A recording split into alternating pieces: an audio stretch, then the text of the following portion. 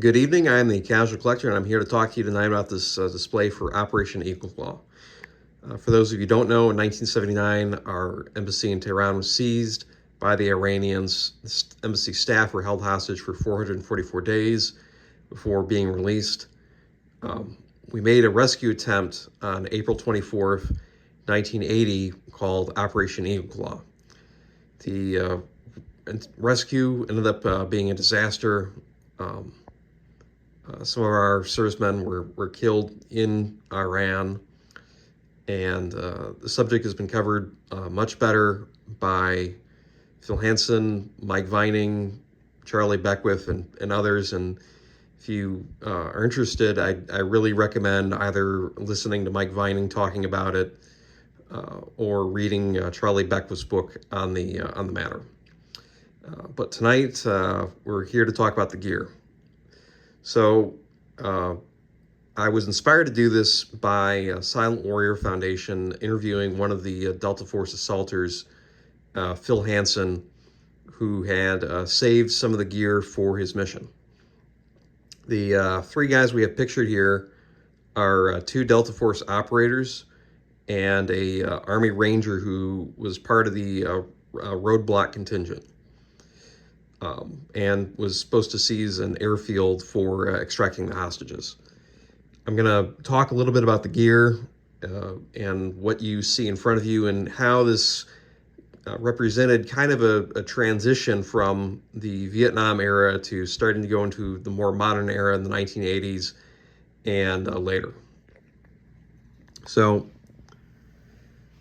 first thing you'll notice about our two Delta Force operators is they both have some very unique gear here. While they're wearing blue jeans and combat boots, they both have these dyed M65 field jackets, which, if you notice, you can start to see some modifications. And a more heavily modified example is down here. The M65 field jackets were designed to allow them to carry the gear and equipment they needed to accomplish the mission of seizing the embassy back, freeing the hostages, and getting out with everybody alive. And have been modified with extra pockets, extra webbing sewn on for things like rope or carry handles on the back of the neck. And in the case of these guys,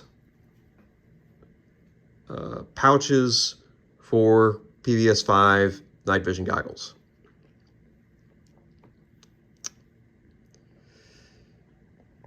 You can also see that you have these watch caps,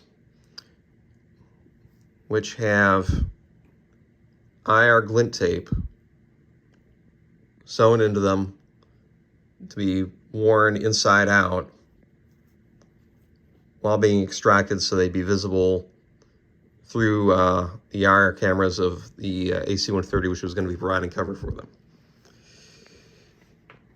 You also see they have these patches for obscuring the American flag. Every operator kind of did theirs a different way. Some used these nylon covers. Some had tape to obscure it. Some had some actually very specialized covers here. But the idea is that while they were being inserted, the flags would be obscured, and then when it came time to actually storm the embassy, they'd take them off. It wouldn't be undercover anymore. It wouldn't be, spies. And it would also signal to the hostages that they were being rescued.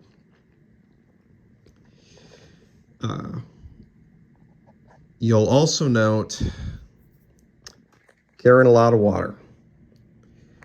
So I was not able to do the milk jug that a lot of the operators washed out and carried with them, but I was able to find a good quantity of 2-quart canteens.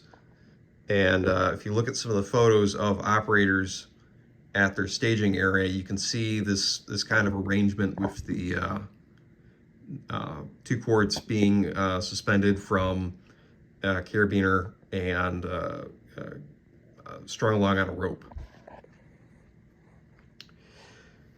Armaments consist of suppressed grease guns. The assault element carried a lot of these. You can see that it's got flashlights secured by hose clamps to the psionic suppressor, and held into place with a little length of balsa wood. And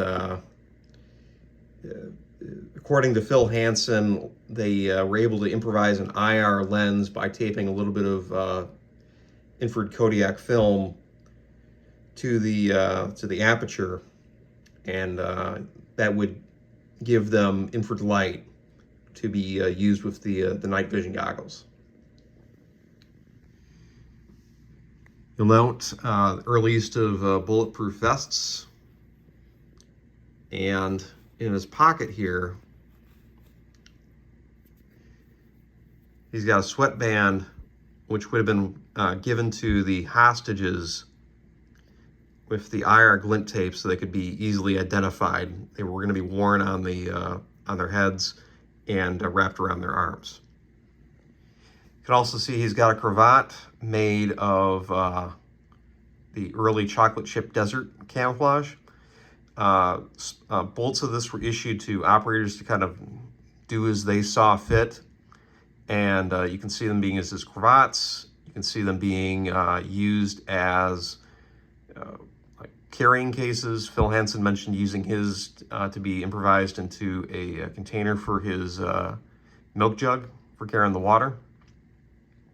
You can also see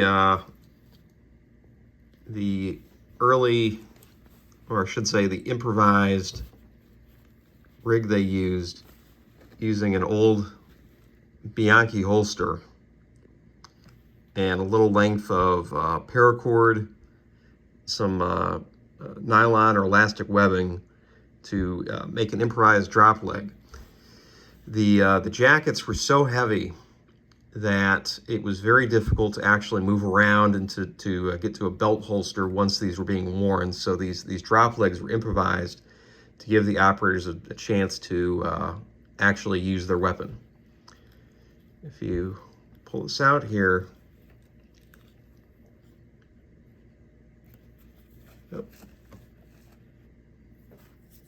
you can kind of see some of the modifications that would have been present on an issued 1911 at that time, with the approved iron sights and the cuts on the slide here. So they use their own customized Colt 45s. Moving to the back,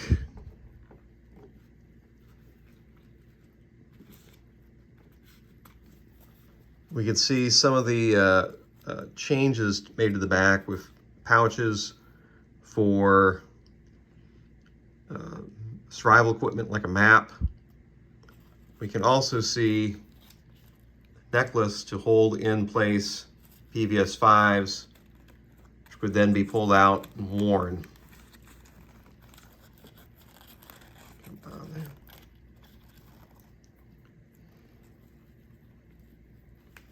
And then the necklace would allow the PVS 5s to be retained even if they slipping off due to some of the violent maneuvers that the operators were expected to be making.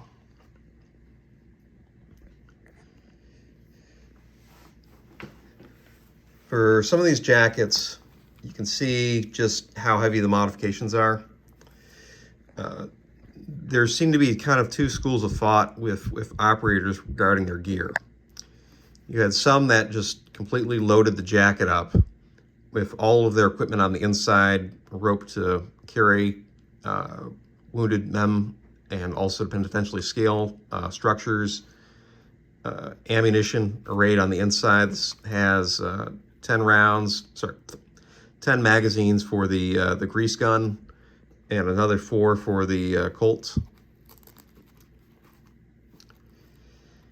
can also see, like Phil Hanson's jacket had, was a lining which was sewed in both to provide backing for additional pouches in the back.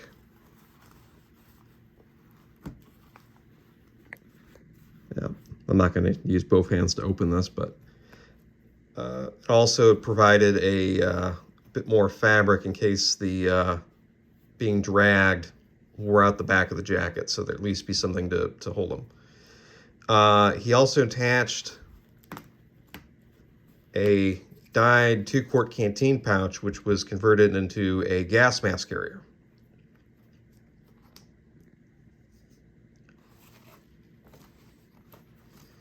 Inside the pouches, you had a mag stay for the grease gun to stow loose mags. You had a cravat and a army tourniquet.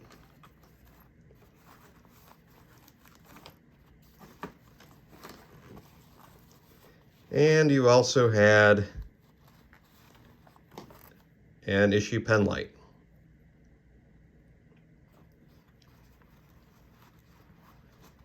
So this jacket was specifically based on Phil Hanson's and where he stowed his gear.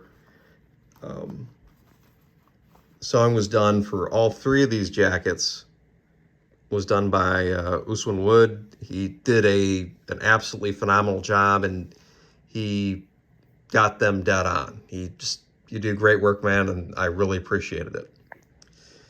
But for those who weren't using these jackets like this, with absolutely everything carried, you saw a mixture of LC1, LC2 web gear with some older gear like M1956 pouches, like this pouch here for subgun magazines.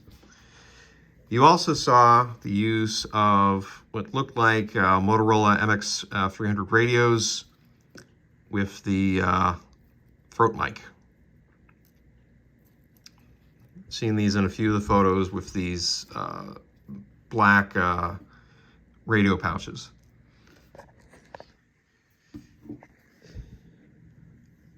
The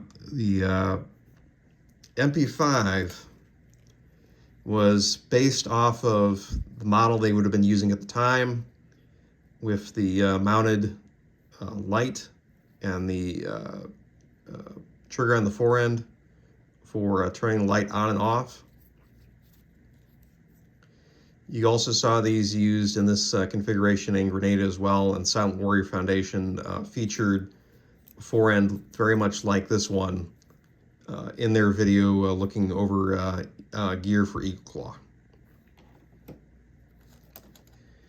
Other gear carried M72s for light vehicles, and you saw the occasional rucksack being used.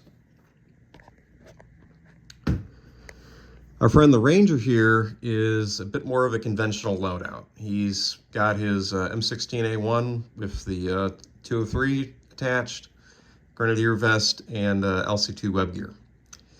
The uniforms were a little unusual. I would have assumed that these were standard khaki Army uniforms, but the display that Silent Warrior had was not so much khaki green, but like this kind of tan color. I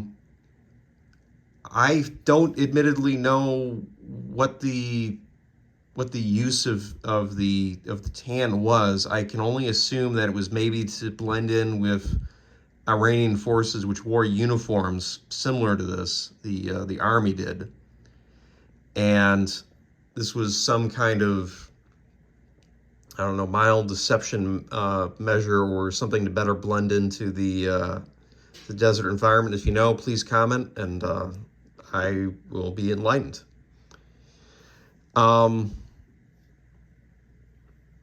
Other weapons, I guess I might as well before I close this out, is the CAR-15s. So like Vietnam and SOG, they were using XM172, 177E2s. And you can see in the photos, a lot of these were wrapped in plastic like this for keeping the dust out while they were moving through their staging area and through Desert One. I tried to replicate that, just used a plastic bag and wrapped it up with some electrical tape. I tried to capture all of the aspects of the gear when I made these guys, and to try to, I guess, demonstrate what they would have used on the mission, and to try to look at everything right down to the headbands for the hostages. But I hope you enjoy this. This was fun to build, and it was an interesting project.